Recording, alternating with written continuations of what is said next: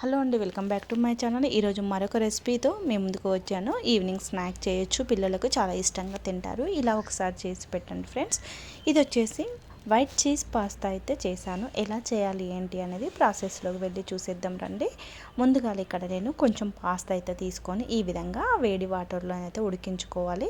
ఉడికించేటప్పుడు కొంచెం ఆయిల్, కొంచెం ఉప్పు కూడా వేసుకొని వాటిని మెత్తగా ఉడికించుకోవాలి.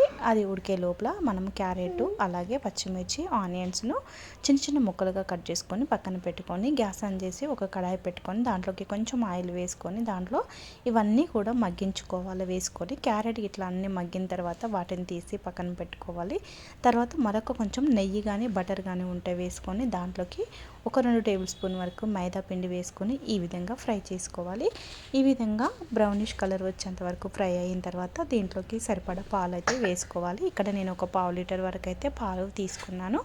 గోరువెచ్చని పాలు కానీ చల్లటి పాలు కానీ వేసుకొని ఈ విధంగా మంచిగా ఆ మైదా పిండి అనేది మొత్తంగా ఇందులో కలిసి ఈ విధంగా చిక్కగా కావాలి అన్నమాట. ఈ విధంగా అయిన తర్వాత దీంట్లోకి కొంచెము చిల్లీ ఫ్లేక్స్ అయితే వేసుకోవాలి. తర్వాత కొంచెం సాల్ట్ కూడా వేసుకొని మొత్తం ఒకసారి ఈ విధంగా కలుపుకోవాలి.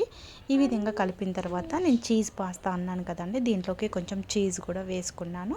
మీ దగ్గర ఏ చీజ్ ఉంటే స్లైసెస్ ఉన్న వేసుకోవచ్చు, మొజరెల్లా చీజ్ ఉన్నా కూడా వేసుకొని ఒకసారి కలుపుకొని ఉడికించుకున్న పాస్తాను కూడా వేసుకోవాలి.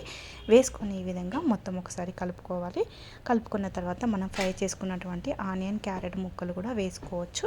వేసుకున్న తర్వాత ఈ విధంగా మొత్తం మళ్ళీ ఒకసారి కలుపుకొని చివరిలో కొంచెం అంత కొత్తిమీర వేసుకుంటే మనకు వైట్ చీజ్ పాస్తా రెడీ అయినట్లే. పిల్లలకి ఒక్కసారి ఈ విధంగా ఈవినింగ్ కానీ మార్నింగ్ టిఫిన్ లాగా బ్రేక్ఫాస్ట్ లాగా చేసినా కూడా పిల్లలు ఇష్టంగా తింటారు. ఎప్పుడు కాకుండా అప్పుడప్పుడు చేసి పెట్టచ్చు. మైదా పిండి దొరుకుతాయి, అలాగే గోధుమ పిండి పాస్తా కూడా దొరుకుతుంది. హెల్తీగా కావాలంటే గోధుమ పిండి పాస్తా తీసుకొచ్చి చేసినట్లయితే చాలా బాగుంటుంది. ఒక్కసారి ఈ విధంగా ట్రై చేయండి.